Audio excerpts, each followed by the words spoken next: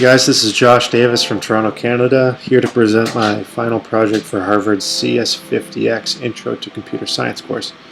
This isn't it. I just wanted to freak you guys out a bit. Here it is. This is my first real coding project, and I decided to make a desktop application to help me compare and buy things online.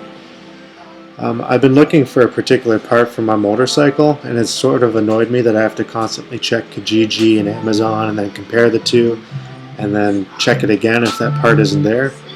So I built this app to help me do that for me.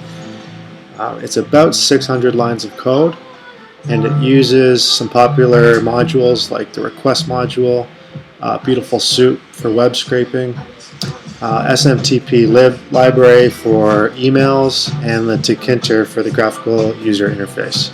So let's fire it up. When you start it, you're instantly greeted by the online shopping cat. He's kind of a guru in the space, and honestly I wouldn't trust anybody else with this task.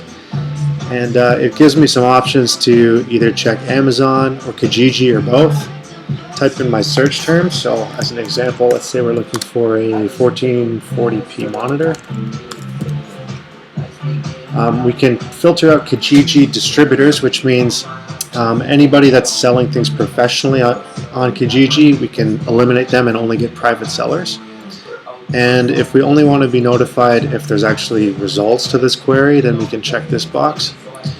And we can also filter by price. So let's filter out some crap. Anything below 100 we won't consider, and I'm not willing to pay more than $1,000.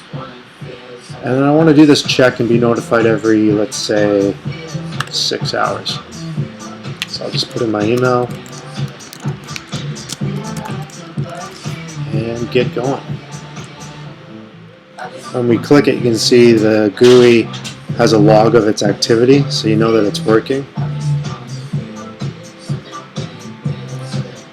Now it's sending its email, and we've got a countdown with 6 hours counting down until the process is repeated. So it's going to do the same check again. It's going to email me again with the same queries here. So if we check my email, you see we just got a new email, 12:54, which is the time right now. It says it's the options for what I've searched for. And we've got this HTML formatted table sorted by price with the date posted of all the Kijiji ads and their links. And below that we've got the same thing for Amazon. There's a lot of options for this one. So that's the gist of it, guys. When this countdown is done, as I said, it'll just repeat the process.